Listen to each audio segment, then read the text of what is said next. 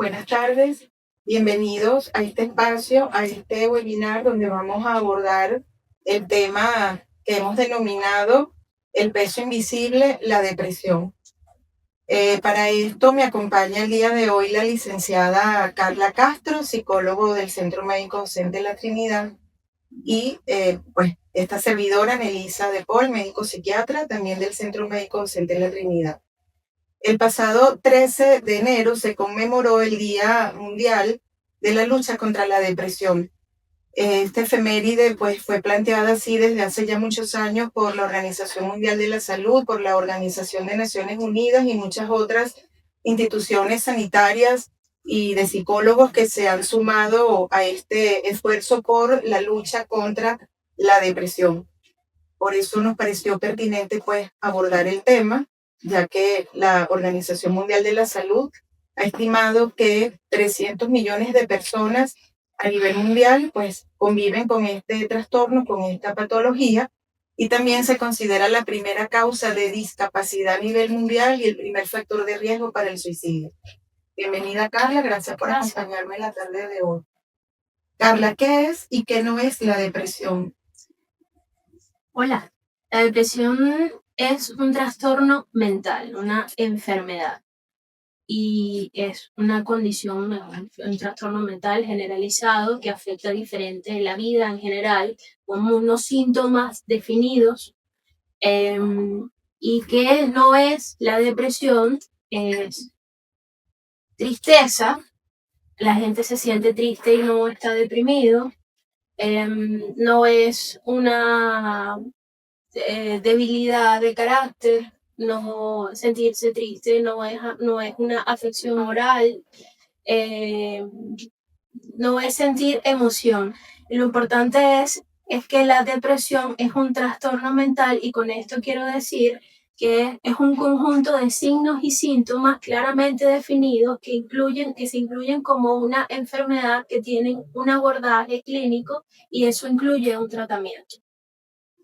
Entre esos síntomas está ánimo triste la mayor parte del día, durante varios días, más de 2 semanas, facilidad en el llanto frecuente, que llaman, pérdida de placer en actividades que antes producían placer, alteración en el sueño, en el apetito, pensamientos negativos y de desesperanza, pérdida de autoestima, ideación suicida, Importante. fantasías de muerte, que no necesariamente tienen que ver con ideación suicida, pero sí pensamientos recurrentes acerca de la muerte. Y estos síntomas tienen que estar presentes en un tiempo determinado. Eso es la depresión, que se diferencia de sentirse triste por unas horas, por una causa o no, o una reacción emocional ante cualquier acontecimiento de la vida diaria. Sí, importante aclarar que triste o estar triste no es estar deprimido, que normalmente vemos a muchas personas hablar o conversar de que están deprimidos, que están depre, que están bajoneados, que es un término que últimamente se está usando mucho, porque claro, ya lo dijo Carla, la tristeza es uno de los tantos síntomas de la depresión. Pero es que la tristeza es una reacción emocional que podemos experimentar cualquiera de nosotros en un mismo día varias veces o durante varios días, pero si no tenemos otra serie de elementos o de síntomas, como ella mencionó hace poco, pues no podemos decir que estamos deprimidos. Para eso hay unos criterios claramente establecidos. Incluso el paciente que verdaderamente está deprimido, pues tiene trastornos o alteraciones físicas en el sueño, en el apetito. Puede haber aumento de peso por aumento del apetito o lo contrario, ¿no? Una pérdida de peso porque hay pérdida del apetito. O puede haber insomnio o puede haber más bien una hipersomnolencia. El paciente entonces tiende a dormir más durante el día, durante la noche, pero también hay ideas de culpa que puede experimentar el paciente con una franca depresión, ideas de minusvalía, ideas de inutilidad, incluso unas ideas que se llaman nihilistas, ¿no? que es ese paciente pues que puede llegar a experimentar unas ideas casi que delirantes en relación a sí mismo, en relación a su cuerpo, y si ocurren cosas afuera, pues puede hasta sentirse culpable de que esas cosas que están pasando a su alrededor, él puede tener algo que ver o puede tener algo de responsabilidad en eso, ¿no? Pero también tú mencionabas, y es importante, ¿no?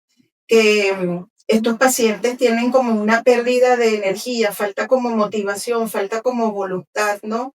Entonces, mencionaste también que eso puede afectar la vida en general de la persona con depresión. Porque es un trastorno generalizado de la vida y afecta las actividades diarias del colegio, el trabajo, la vida interpersonal, y de allí el término de trastorno. La tristeza, la gente está triste y claro, afecta y afecta momentáneamente, pero la idea de la depresión es como que va inundando la vida de las personas. Entonces es como que si imaginemos que está una vasija de agua y se le abren huequitos y huequitos y huequitos, y esto va percolando, esta agua se va inundando la vida. Esto es la depresión.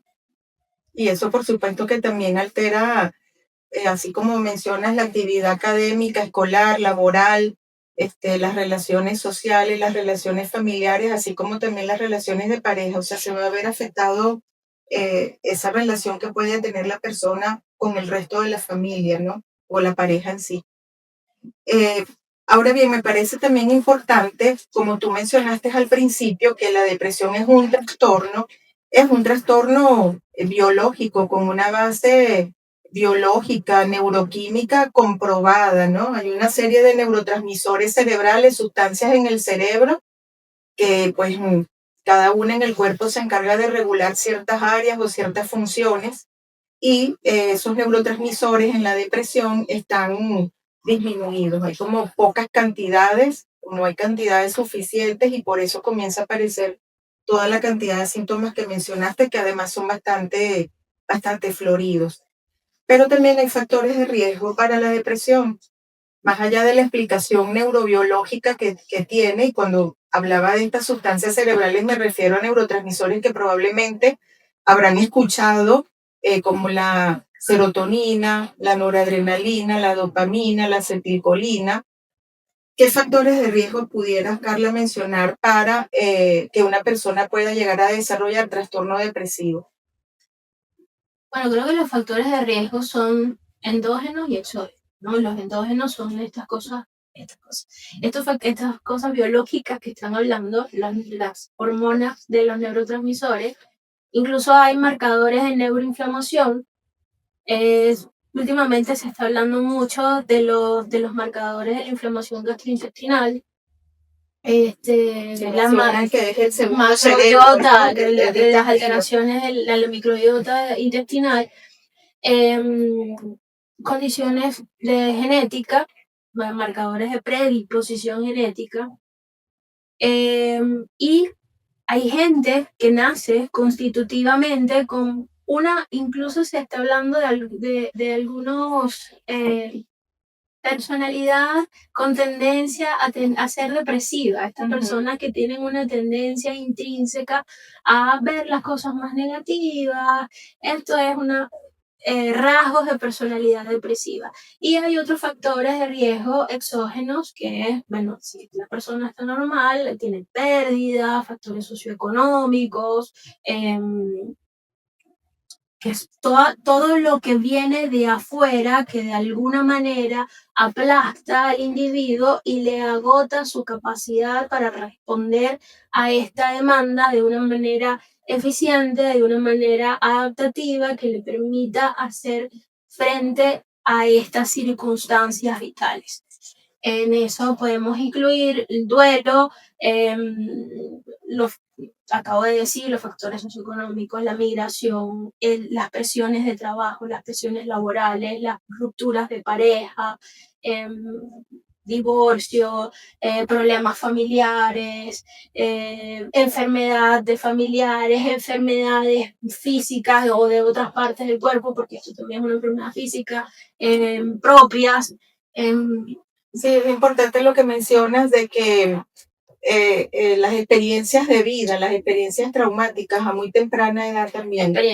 Niños bueno, que han sido víctimas de abuso psicológico, de abuso sexual, de abuso físico, que han perdido a muy temprana edad a sus padres o a figuras importantes, representativas en su vida, ¿no? Mencionaste la migración, muy frecuente en nuestro país, también es otro factor de riesgo que se suma. Las enfermedades médicas, como acabas de mencionar, las enfermedades crónicas también pueden constituir un factor de riesgo para depresión y ahí es importante porque hay una retroalimentación entre ambas. Una enfermedad médica crónica pues predispone a un individuo que pueda desarrollar un cuadro depresivo, pero es que también la depresión en sí puede llevar a algunos pacientes a desarrollar algunas patologías importantes como por ejemplo la cardiovascular. O sea, hay una fuerte asociación entre depresión e infarto de miocardio. De hecho, se considera hoy en día que la depresión es un factor de riesgo independiente para un infarto de miocardio. De allí la importancia de que pacientes que han sufrido un infarto, pues también la parte emocional sea evaluada y sea atendida, porque el riesgo de que se pueda reinfartar es aún mayor. Trastornos por consumo de sustancias ilícitas, alcohol, todo eso desencadena alteraciones en el estado de ánimo importantísimas, comorbilidades con otras patologías psiquiátricas también. Sí, muchas veces esto que acaba de mencionar la licenciada Castro, eh, ese consumo de alcohol o ese consumo de sustancias ilícitas es una comorbilidad de la depresión. A veces tenemos pacientes alcohólicos o pacientes consumidores de drogas y cuando estamos investigando qué los llevó a esto o por qué esta persona tiene esa conducta o esa adicción, pues podemos encontrar muchas veces que detrás de todo eso lo que hay es un cuadro depresivo importante, ¿no? Así también me hace recordar esto cuando en el pasado se usaba el término de la pseudodemencia, que se le diagnosticaba a los adultos mayores, porque claro, también cuando mencionábamos los síntomas de la depresión, hay unos cognitivos importantes como es que disminuye la capacidad de atención y de concentración y por lo tanto la memoria va a fallar.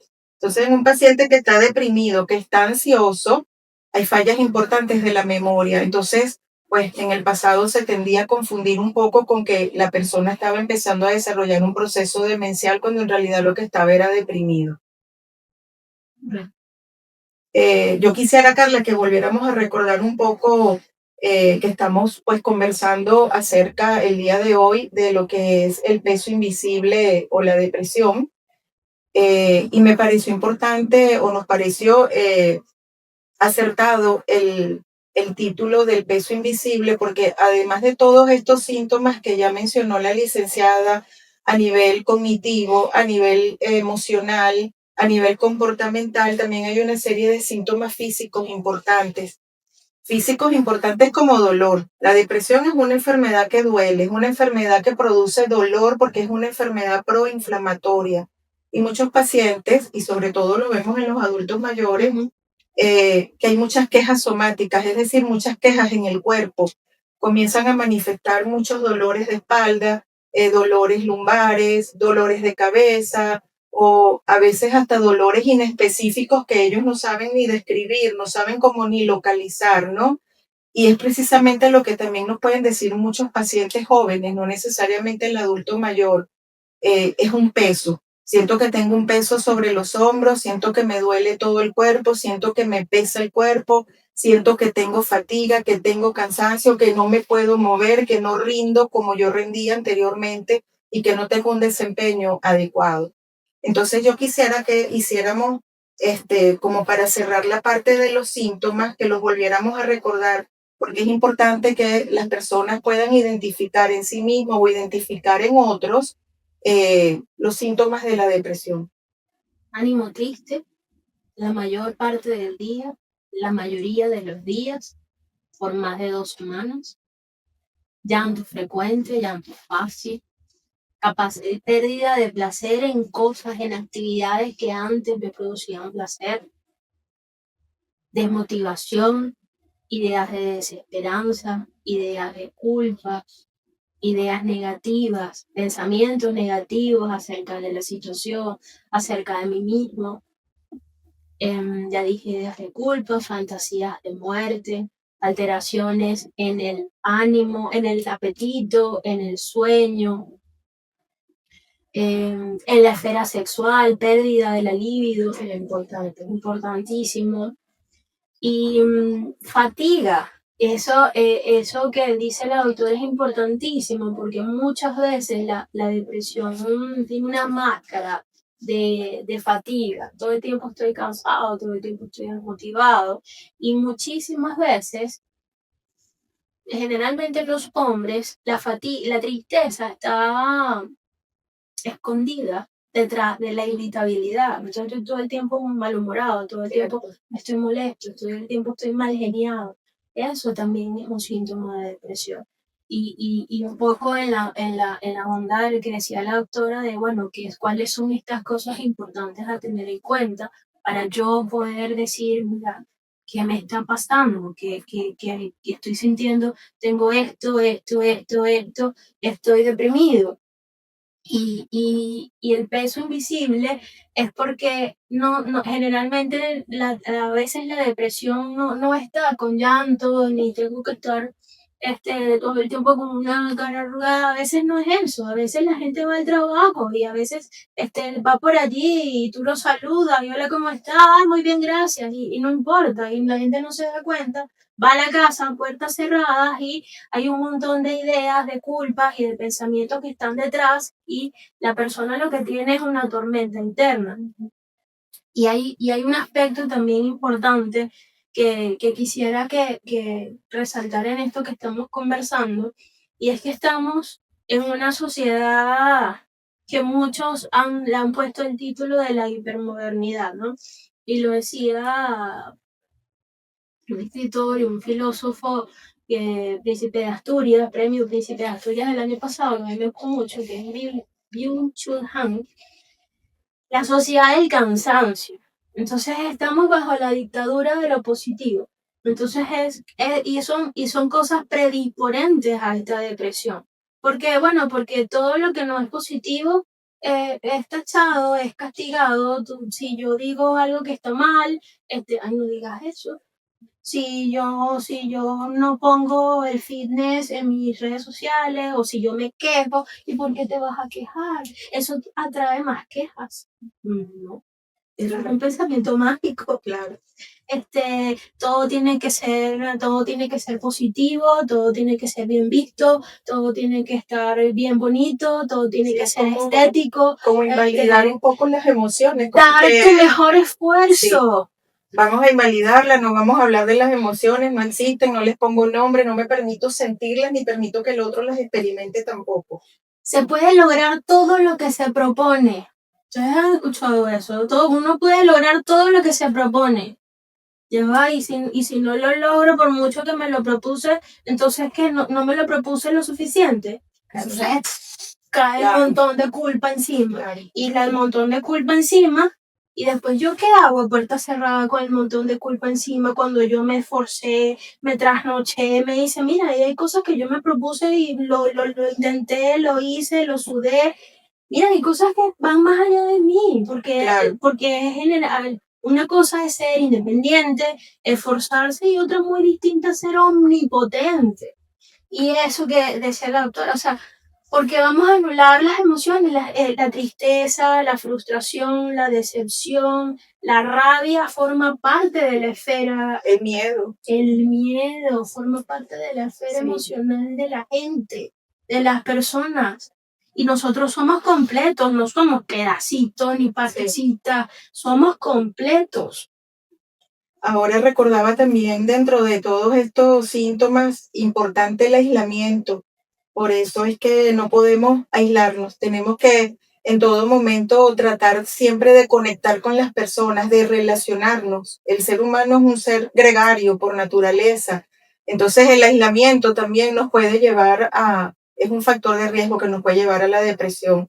Otro síntoma importante también que podemos encontrar en la depresión es la persona descuida su imagen. Hay un desprecio o un desapego por el autocuidado, por el aseo. Son personas que probablemente pueden pasar muchos días sin bañarse, sin cambiarse la ropa. Entonces eso también es como otra banderita roja que tenemos que tomar en cuenta si estamos observando eso en alguna persona allegada o en algún familiar, sobre todo en el adulto mayor. Los niños se deprimen. Sí, los niños se deprimen. Los niños dejan de jugar, los niños se aíslan, los niños probablemente no dicen, ah, estoy deprimido. Bueno, algunos sí, algunos son bastante verbales. Sí, algunos niños son muy maduros para la edad. Pero algunos lloran, eh, Las quejas somáticas. tratan con violencia, Sí. las quejas somáticas, quejan les mucho. duelen cosas, dejan de ir al al colegio. Bueno, a trabajar en el colegio. Trabajar en el colegio, no quiero ir al colegio, no quiero hacer esto, no quiero ir al parque, no quiero ir a la actividad que antes me gustaba, no quiero jugar con fulanito, con sutanita, quiero ver televisión, están más apáticos. Disminuye el rendimiento escolar. Comenzamos a ver que hay un descenso en el promedio académico, pues ya no rinden con la misma forma que lo hacían anteriormente. Están más desapegados de mamá o papá, o mucho más apegados. Es importante por eso que los papás estén tan conscientes y presentes con su chamo, porque ellos son el termómetro, ellos conocen a sus hijos, ellos pueden decir, mira, es que está aislado, no, pero es que fulanito no es así, a él le pasa algo. Y ese a él le pasa algo es lo que uno ve algo, ¿y por qué le pasa algo? Bueno, porque él siempre vivía aquí en la costilla de uno, y ahora no. O él es independiente, y hace esto, hace lo otro, ahora no. Claro. O ahora quiere estar mucho más aislado cuando él antes no paraba de hablar en la mesa. Entonces estos son los síntomas que hay que tener en cuenta porque, bueno, hay que ir traduciendo algunas cosas del comportamiento, de la conducta, a unos términos que uno pueda entender y traducir en términos Claro. que uno pueda diagnosticar, que uno pueda entender. Y diagnosticar no con el fin tanto de la etiqueta, sino para poder tratar algo que tiene un nombre. Y que también es válido lo mismo para los adolescentes. Y vemos que muchos adolescentes, pues, incurren lamentablemente, comienzan a desarrollar algunas adicciones hacia el alcohol, hacia las drogas, o comienzan a tener conductas riesgosas, o pueden volverse oposicionistas o negativistas, que sabemos que pueden ser características propias, normales de la adolescencia, pero entonces están exacerbadas y ya tienen un componente mucho más importante. Pueden haber entonces amenazas de suicidio o verdaderamente intentan el suicidio.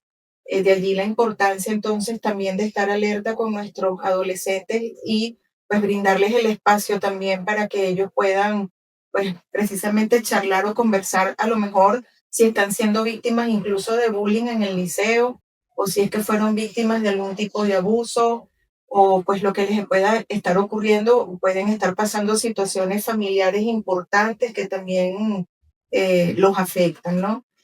También vemos que muchas veces hay adolescentes, porque las he visto en consulta, que llegan con un cuadro de trastorno de conducta alimentaria, por ejemplo, anorexia nerviosa o bulimia nerviosa, y detrás de todo eso lo que hay es un gran cuadro depresivo también.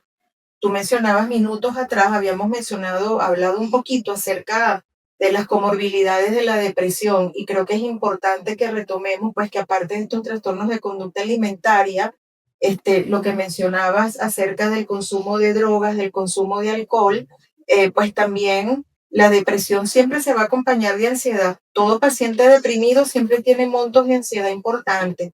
Bueno, porque a la final comparten el mismo origen químico. Entonces, pues vemos que hay pacientes que empiezan con un cuadro depresivo y terminan desarrollando trastornos de pánico, hacen ataques de pánico, o trastornos de ansiedad generalizada, o trastornos de estrés postraumático, trastornos del sueño, que es una comorbilidad muy frecuente y muy importante de la depresión. Ya no podemos ver o considerar al insomnio como un síntoma más, es otro trastorno del que más adelante pudiéramos también hacer un webinar porque es un tema bastante importante, el trastorno de insomnio. Trastornos del sueño hay mucho, pero el más frecuente quizás sea el insomnio, ¿no? Entonces todas estas comorbilidades siempre van a estar presentes más allá también de que puedan haber algunos otros trastornos de personalidad también que pues pueden hacer cuadros depresivos, ¿no? También quisiera, Carla, que pudiéramos abordar o conversar un poquito con la audiencia. Em, Siempre puede haber la tendencia a pensar que el duelo es una depresión, pero son cosas distintas. Sí, se parecen mucho. O sea, el duelo es una reacción ante una pérdida. Y una pérdida puede ser ante la pérdida de una persona o una abstracción que haga de las veces de esa pérdida. O sea, un trabajo, un, un La objeto, una pareja, pareja, una relación, una pérdida en general. Y claro, comparten el mismo núcleo porque es tristeza y puede manifestarse como una depresión al final, ¿no? Y si y en el duelo, la gente se puede sentir triste durante mucho tiempo, pero no necesariamente está deprimido. Hay unos síntomas de alarma, como estos pensamientos de muerte, estas ideas negativas que son como las campanitas importantes a tener en cuenta. Yo creo que para las personas en general, o sea, el público en general, no, no, no debe tener el peso de diagnosticarse a sí mismo. O sea, yo creo que para eso es importante la gente que está entrenada y que estudiamos para eso. O sea, y eso, es entrenada particularmente para eso. No un coach, no, no un amigo que se leyó y ve muchos podcasts y que y se la pasa en el último YouTube, que es chévere, que consuma cosas de calidad, pero no, no eso, no eso.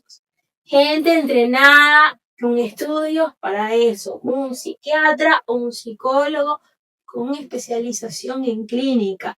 Lo siento, colegas, pero la gente que hace psicología con mención clínica no son psicólogos clínicos. Hay que estudiar 3 años en una residencia hospitalaria, 3 años para hacer diagnósticos clínicos.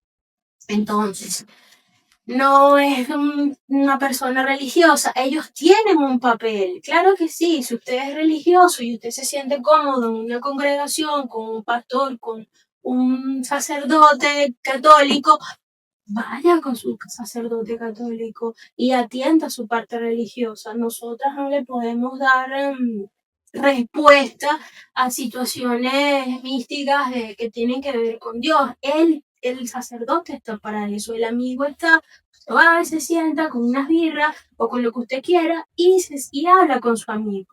Pero para el diagnóstico y para delimitar, para saber si usted necesita un tratamiento farmacológico, un tratamiento psicoterapéutico en esta área del ámbito corporal, usted vaya a un personal capacitado para eso.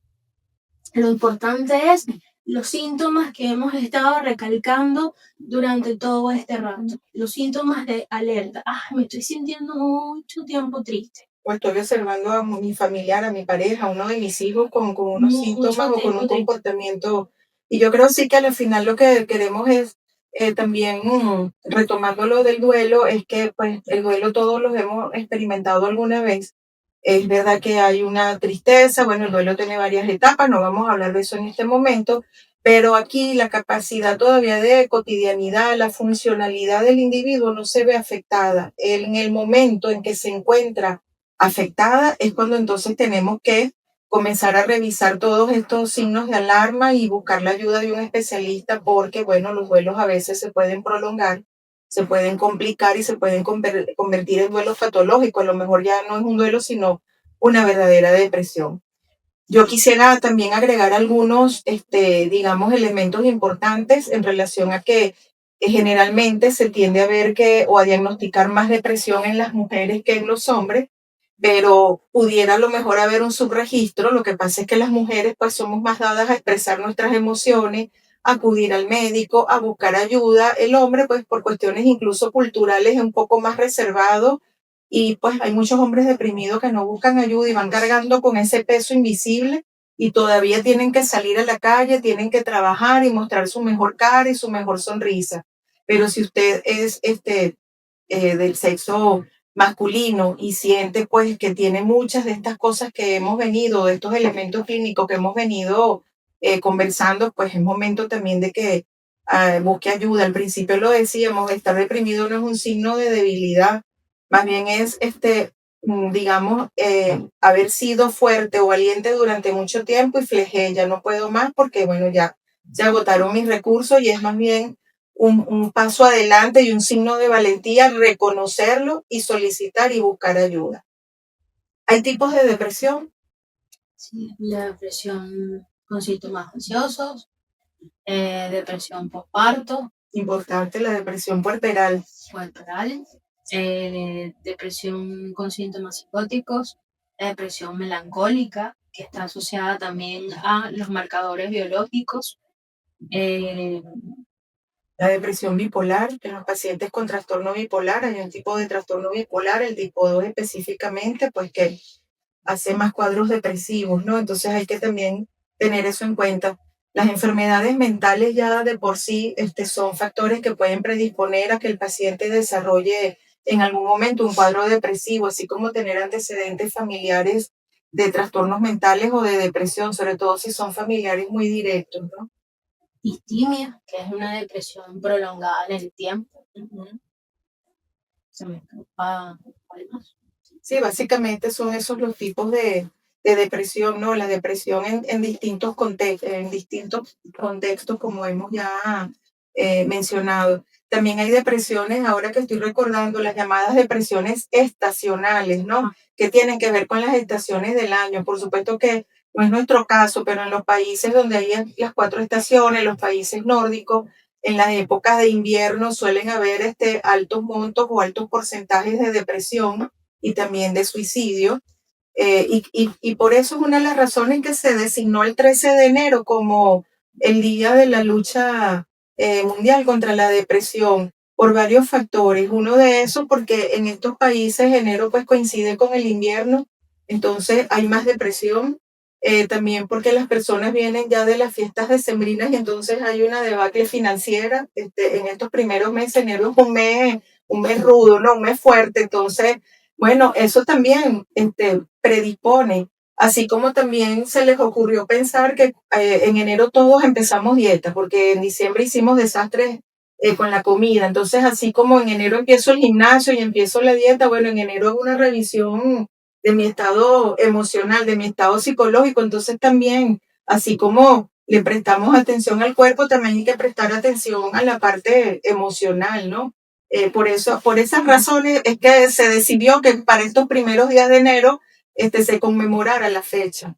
Bueno, y si mal no recuerdo, por mucho tiempo también Mérida se llevaba el estandarte de la tasa más alta de suicidio. Exacto. Probablemente también el clima tenga algo que ver. Sí, sí, por eso hablábamos de las depresiones estacionales. Bueno, estas ciudades o estas poblaciones montañosas donde tiende a haber mucho aislamiento, quizás el acceso a los medios de salud son un poco más difíciles, más complicados. Bueno, los factores culturales también. Todo esto también puede llevar a que en algún momento las personas puedan terminar desarrollando estos cuadros. Casualmente, sí, Mérida por mucho tiempo ocupó el primer lugar. Hoy en día creo que pasó a ser como el segundo o el tercero, el segundo. Está Táchira y Táchira Zulia. primero. Táchira, si no me equivoco, le sigue Mérida y después está Distrito Capital. Distrito Capital. Claro, porque es que también tenemos que, lo mencionábamos al principio, ¿no? Las exigencias, el tipo de sociedad en el que vivimos, donde aquí se valoran otras cosas que predominan más sobre otros valores. Lo que hablaba, la morales. productividad, hay que ser productivo, hay que siempre estar haciendo algo. ¿Y tú qué estás haciendo? ¿Cuántos cursos estás haciendo? ¿Cuántas estás produciendo? ¿Cuánto estás haciendo? Al peso de producir, de ser positivo, de ser fitness, de no quejarse, de ser exitoso. Es gigante. Sí, por eso es que es un peso que también lleva mucha gente a cuesta. Por allí dicen que la depresión se ríe, que la depresión se viste bien, que la depresión va al gimnasio. ¿Cuántas de esas personas que vemos ser exitosos en apariencia pueden estar muy, muy deprimidos y no sabemos el tormento que viven, ¿no? Ahora quisiera que también abordáramos un poquito acerca de el tratamiento. Entonces, ¿qué podemos hacer si ya hemos detectado que tenemos alguno de estos síntomas o los detectamos en el otro? ¿Qué hacemos ahora? Bueno, acudir a alguien que nos indique qué hacer, pero hay muchos tipos de tratamiento. O sea, está el tratamiento psicoterapéutico, hay distintas modalidades de psicoterapia, creo que lo dijimos en el encuentro pasado. Sí, eso se mencionó. Ujú. Y bueno, la psicoterapia como un proceso colaborativo, siempre lo voy a decir. Y es proceso, ¿por qué? Porque lleva tiempo, no es automático dos puertas, como dice por ahí, o sea, lleva tiempo, es una cosa de trabajo, de llevar tiempo. Y colaborativo porque es una interacción entre dos personas, una persona que necesita ayuda y otra persona entrenada se la da. Y en la modalidad varía según distintas cosas. Hay más de 400 modelos de psicoterapia. Este, cada quien, no hay uno mejor que otro. Yo creo que eso se prueba a quien le calce mejor. O sea, va con el terapeuta, mira, vamos a tener unas entrevistas preliminares que llamo yo. Yo quisiera saber su estilo de trabajo. Se sientan, conversan y bien si obtienes respuestas, si te sientes escuchado, si sientes empatía, si te sientes bien, ese es tu psicoterapeuta. Y el tratamiento farmacológico, si en esa evaluación con el psiquiatra, con el psicólogo clínico se decide que además se necesita un tratamiento psicofarmacológico, bueno, ya se consulta con un psiquiatra, con el psiquiatra, no con el médico internista, no con el cardiólogo, que son médicos también, pero creo que es importante rescatar la especialidad allí ya se acude y hay distintos tratamientos también. Yo creo que ahorita hay muchísimas modalidades, no solo hay farmacoterapia, Sí, hay... lo que pasa es que no podemos tratar a todos los pacientes con la misma receta, hay que individualizar, como en toda la medicina, a cada paciente porque existe la enfermedad, pero la enfermedad cada paciente o cada persona la vive de una manera distinta porque cada quien tiene su propia historia de vida. Entonces, pues está la opción de los psicofármacos, tenemos los antidepresivos, podemos utilizar otros medicamentos también si hay ansiedad, si hay problemas de sueño, porque bueno, cada quien nos va a dictar cuál es la pauta o cuál es la receta que le vamos a indicar. Los tratamientos, si son combinados, la psicoterapia con el tratamiento farmacológico generalmente dan mejores resultados. El paciente puede ver los beneficios un poco más a corto tiempo. Lo que sí es cierto es que tenemos que eh, advertirle o, digamos, informarle a nuestros pacientes que no es un tratamiento de acción rápida, que hay que esperar un tiempo determinado.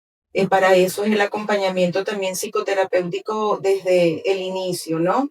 El ejercicio, por supuesto, siempre va a ser una prescripción médica, la actividad física es importante, el no aislarse, como ya lo mencionábamos, siempre tenemos que estar en contacto, conectar y comunicarnos con otras personas.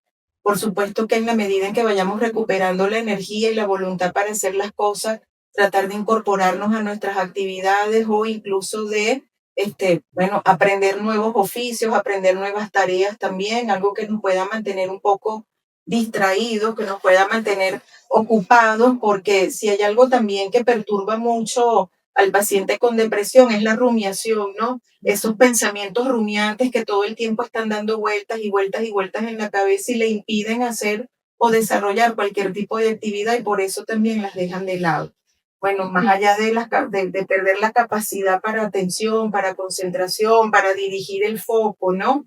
Importantísimo que tengamos un propósito de vida, porque el que no tiene propósito de vida, pues también está más propenso a desarrollar este tipo de cuadro clínico. Y yo creo que lo importante es eso, o sea, la depresión es un trastorno que se cura. Y hay tratamientos de psicoterapia, psicofármacos, los tratamientos aliados de estas dos cosas que está nombrando la doctora, que son importantísimos. Dentro de los tratamientos farmacológicos también hay coadyuvantes hay ahorita tratamientos antiinflamatorios.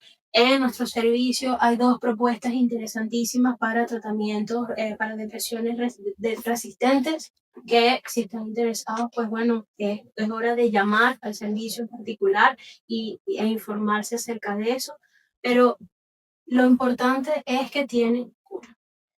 Y lo importante es la no automedicación. Y la no. Esto es importantísimo, no nos podemos automedicar, tiene que acudir al especialista porque él es el que va a escoger el tratamiento mejor para usted, el que más le va a ayudar y le va a beneficiar. Entonces, porque bueno, vemos con mucha preocupación que a veces las personas comienzan a tomar medicamentos de su cuenta porque se los recomendó un familiar, porque se los recomendó un vecino, probablemente esa persona le fue muy bien con ese fármaco, pero a usted no sabemos, como lo que ya mencionamos, pues la depresión cada quien la vive de una manera distinta y pues la sintomatología puede variar de una persona a otra.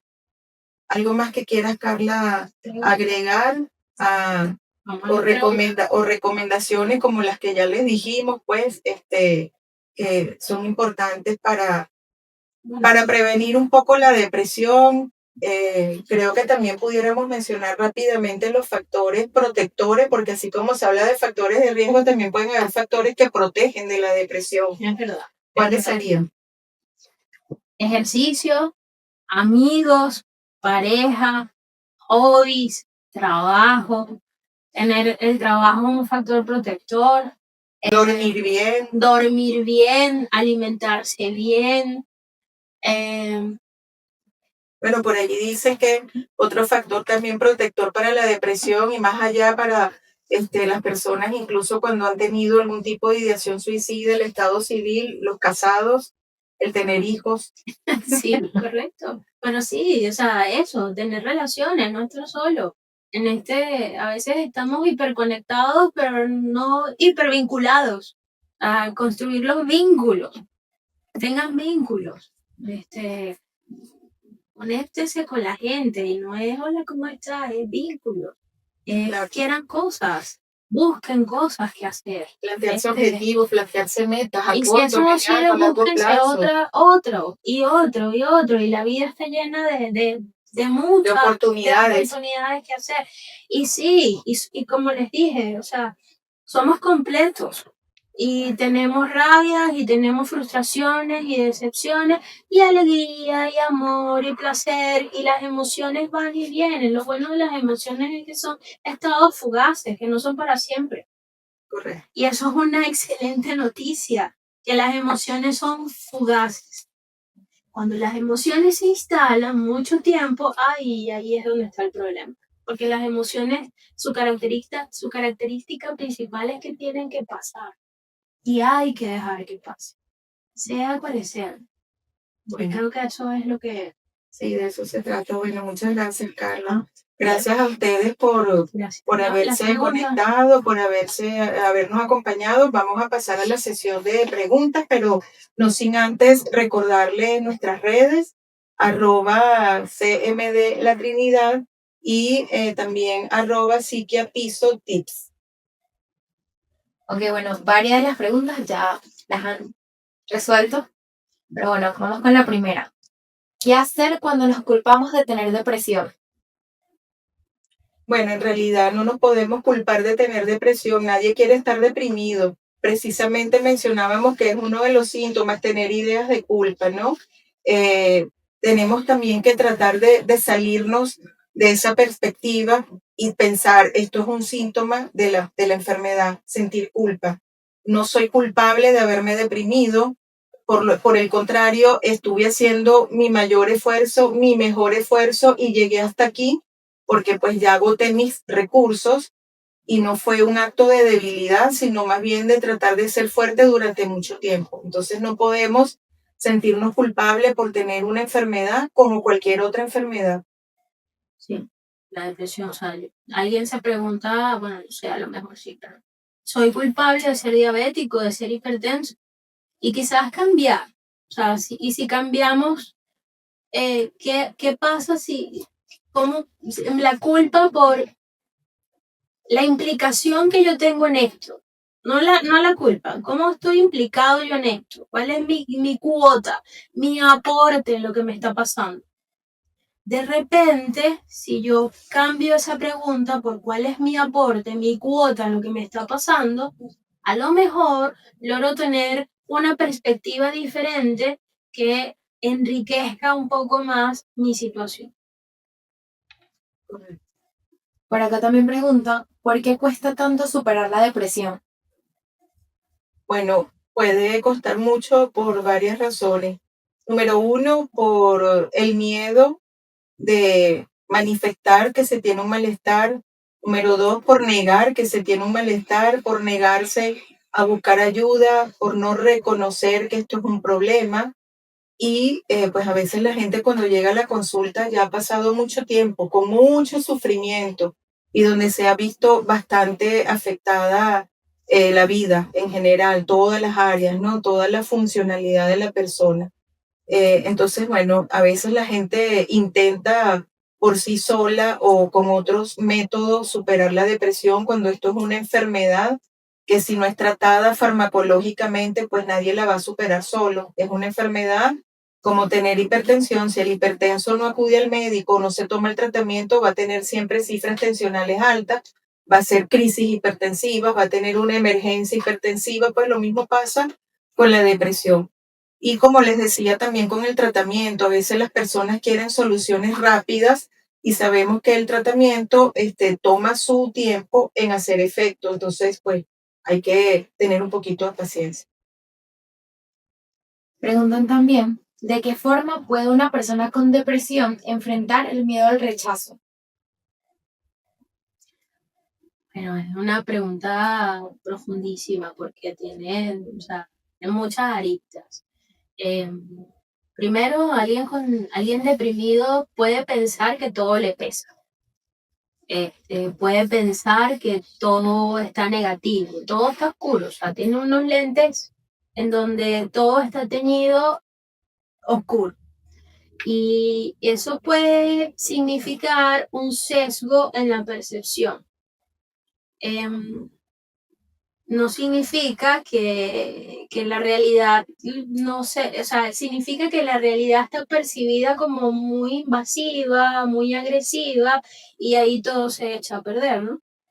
Entonces, quizás lo primordial o lo primero es, bueno, ¿cómo podemos hacer para cambiar o para poner unos papeles distintos sobre esos lentes, a ver si con esta percepción, cambiando un poco mi percepción, yo puedo hacer distinto o puedo percibir distinto el rechazo.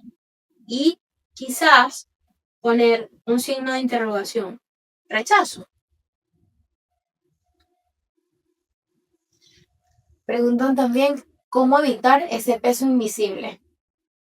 Bueno, ese peso invisible ya hemos de alguna manera abordado de qué forma podemos prevenirla, ¿no? Y cuando tenemos ese peso, pues ya es hora de actuar. ¿Cómo? Voy a buscar la ayuda con el especialista, voy a seguir todas las indicaciones, pero ese peso invisible pues lo podemos también prevenir de muchas formas. Y la psicoeducación es importante y hacer educación desde niveles muy primarios, en atención primaria, en salud, en las escuelas, con los talleres, en los liceos. Siempre tenemos que informar, porque lamentablemente muchas veces pues nos puede pasar la depresión por el frente y no la podemos diagnosticar o no somos capaces de verla porque, como les dije, se puede presentar de muchas maneras, con muchas máscaras. Entonces, cuando se siente ese peso, eso tiene que ser también una banderita roja, pues que le dice a la persona es momento de buscar ayuda. Bueno, por último, nos preguntan, bueno, no es una pregunta, es una solicitud, que si nos pueden enseñar alguna técnica de respiración o alguna estrategia para disminuir los niveles de ansiedad. Sí, bueno, yo empleo muchas o recomiendo muchas, ¿no? Número uno, hay una técnica de respiración, cualquier técnica, las personas siempre van a conseguir, digamos, la manera de cómo calmar sus angustias y su ansiedad. Pero pues la meditación es muy buena, los ejercicios de respiración, el pilates, yoga, mindfulness, todo eso son aliados del tratamiento. Hay una técnica de respiración que se llama 4-7-8, que consiste en hacer esto durante 3 repeticiones durante todo el día, las veces que se considere necesario, siempre con la boca cerrada, y todo lo vamos a realizar por la nariz. Durante 4 segundos vamos a hacer una inspiración profunda, tomamos aire profundamente, los otros 7 segundos los vamos a retener o ese aire queda retenido en el pecho y los otros 8 segundos es para botar el aire lentamente por la nariz. También recomiendo mucho a las personas cuando tienen mucha ansiedad y tienen mucha sobrepensadera, que generalmente les da en horas nocturnas cuando van a dormir, es que escriban, siempre tengan en su mesita noche, escriban en un lápiz, con lápiz y papel, pues todos esos pensamientos que se les van pasando por la cabeza. Si no quieren escribir, pueden grabarse la voz con el celular y lo dejan allí guardado. 24 horas después lo escuchan o lo leen para que puedan empezar como a debatir o a refutar eso que han escrito o eso que dejaron grabado allí. También el sumergir, para hacer como un reseteo del sistema nervioso, sumergir las manos en agua muy helada cuando se está muy nervioso, muy ansioso, o incluso pues tomar un cubito de hielo y frotarlo por las muñecas. Son técnicas que yo les enseño a mis pacientes en la consulta y muchos pues la han puesto en práctica y les ha funcionado bastante. Describir incluso lo que está alrededor, a qué ves, cuántos colores estás viendo, de manera como de focalizar la atención en lo que estás pensando y centrarte en cosas presentes, en cosas palpables, en lo que estás percibiendo de manera inmediata. Eso es, es algo de alivio momentáneo para calmar un poco la crisis de ansiedad que tienes en el momento. Y los llamados green exercise, ejercicios verdes. ¿Qué quiere decir esto? Ejercicio al aire libre, aunque sea una caminata de 20 minutos, pero rodeado de mucha vegetación. De hecho, hay una regla que se llama 3-30-300, que nos indica que todos los días todos debemos observar 3 árboles, que debemos desenvolvernos en un área que esté por lo menos un 30% arborizado y que debemos tratar de hacer algún tipo de ejercicio y si vivimos mejor aún en una zona que no esté a una distancia mayor de 300 metros de árboles. Bueno, muchas gracias por su atención, por habernos acompañado. Les recordamos nuestras redes, @CMD La Trinidad, @psiquiapiso tips. Muchas gracias por su atención y esperamos vernos prontamente en otro webinar. Muchas gracias.